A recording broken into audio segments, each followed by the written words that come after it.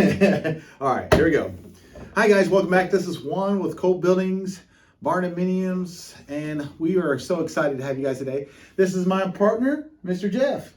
Hi guys, how are you? Jeff just got back. We're from Beaufort, South Carolina, correct? Yep.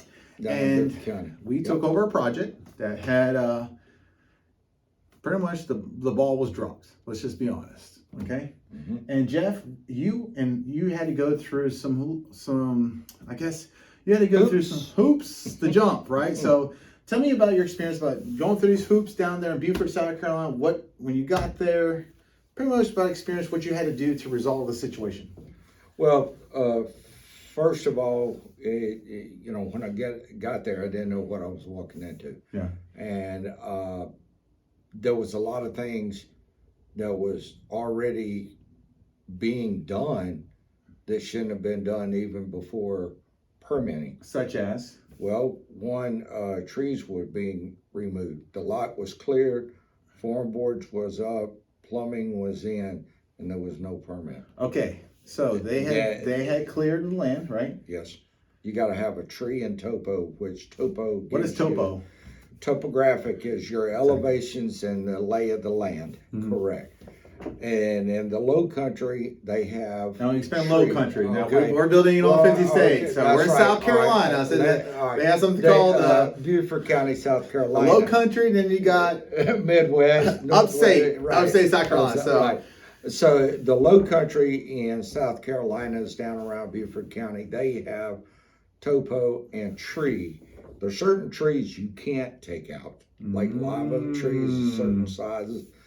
Different species, and that's the reason when you put a house in, you got to mark it on the lot, then you got to go in and mark which trees you're going to take out and ask permission. Absolutely, hence permit. So now that's in Florida, just the zoning part. That's a zoning part, and in Florida, it's different. But that is yes. You better pull permits. And the number one thing is, I think, what we're trying to accomplish and explain to everybody in our audience is permitting and building department, municipalities. We just had another client we just talked to on the phone. The contractor said you didn't need stamp to seal plans. I'm not going to put an LVL without an engineer looking at it and doing calculations. But for wood. Yes, even for wood. I mean, yeah. So check this out. Okay. She said, "Oh, I don't need stamp to seal plans." Well, you do, but the process is different for wood versus steel. Yep. Okay, so you get your stamp to seal plans from the manufacturer plant if it's a steel structure. You get your stamp to seal plan up front if it's wood, and there's usually a 30-page plan. Why? Because they're delivering all the wood, and you got to cut it on site. Correct? Correct. So you're literally building it, engineering it as you go with wood versus steel is pre-engineered. It's already pre-cut, pre-labeled, correct, pre-bolted. So it's a different process. Let's go back to the building department. Explain more, going back to your story. You went there, they cleared the property, they didn't pull permits. And part of it is there in Beaufort County, not only do they require a building permit, they require a zoning permit. You got to be zoned for residential or commercial, or so they are really one of the stricter counties that I've dealt with. But as Juan was saying, the lady we were just on the phone with, we encouraged her, take your intelligence, call the county, ask a simple question. They're there. That's what your tax dollars pay, is to ask them for that knowledge. Absolutely. So the building department works for you. You don't work for the building department. So you have to get in the right frame of mind. Right. But it's a double-edged sword. It is. Because if you make them very angry, please don't. And if you try to go around the building department and you break code, and if you don't do things the right way, according to the way they want it, and according to how they want it, what will happen? They can stop it immediately. One, they can find the contractor, or they can pull the permit and make it null and void. What does that mean? That means you don't build. Ooh, how long does that last? They can stop it. For how long? I don't know. It's up to them. Oh, so the moral of the story is, don't mess with them. No. But they also know that it is they're protecting you. Yeah, and it's your legal right, and it's your obligation to call the building department to gather as much data and information as possible. Correct? Mm-hmm.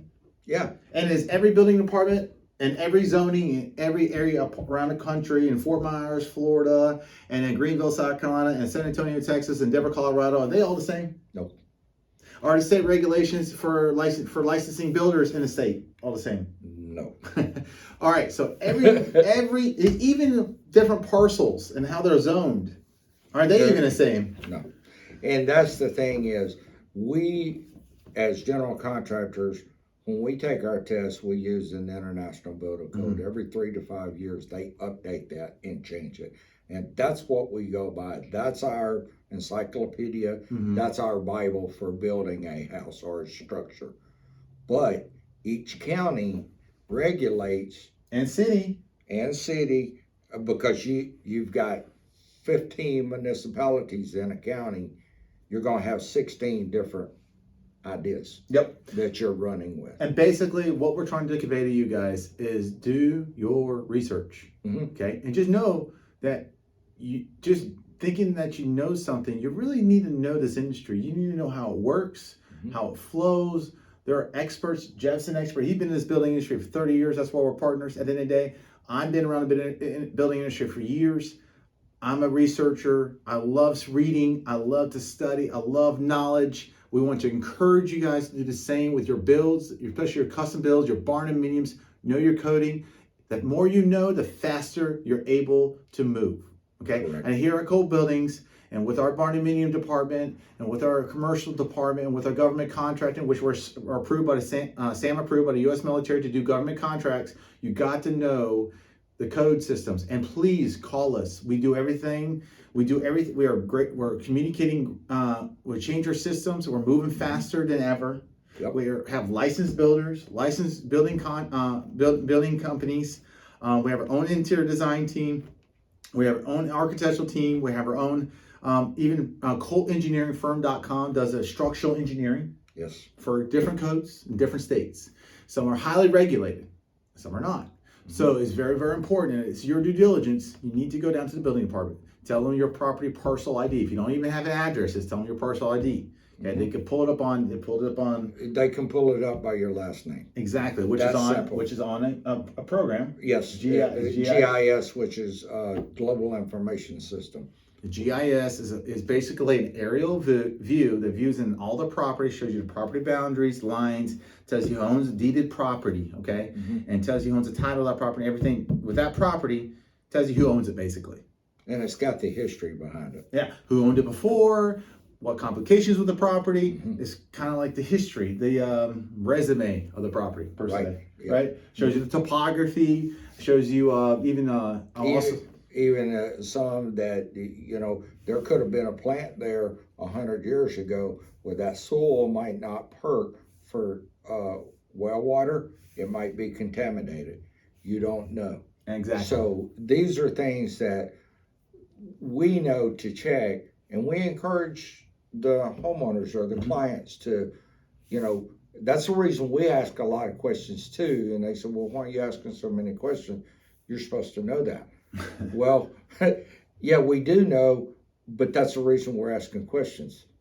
And this build goes faster when you guys are more involved, but you got to know where you're more involved. A lot of times, if you will talk to an engineer, and if you talk to a structural engineer that specializes in wood, mm-hmm. what are they going to know about steel?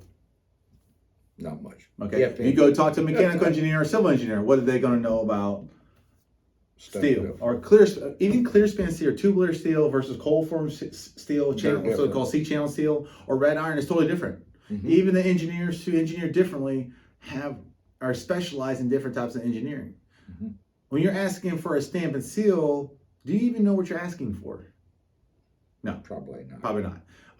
Do you need stamped and sealed MEPs? Most people say yes, but according to code and residential, no, you don't. But you do need it for commercial. Mm-hmm. So in certain areas, You do. So and that's where, you know. And it's all dependent on your local building officials. So therefore, going the steel route, are we going a tubular steel route, are we going cold form route, are we going a red iron route, or are we going the stick route? We need to know the difference, and we need to know the code, and we need to know exactly what you need and how you need it, to meet proper, so we can pull permits and build homes. Ultimately, bottom line, we want to build homes. Yep. And we want to move fast, but we got to make sure that you guys are properly informed of what you're getting and how you're getting it, okay? So at the end of the day, my name is Juan with Colt Buildings. And I'm Jeff. And if you guys got any questions, check us on the web at coltbuildings.com. I'll give you my cell number, 864-992-6158. Check us on the web, coltbuildings.com, coltcontractors.com, and we would love to earn you guys business. You guys have a blessed day. Take care. All right, that's it.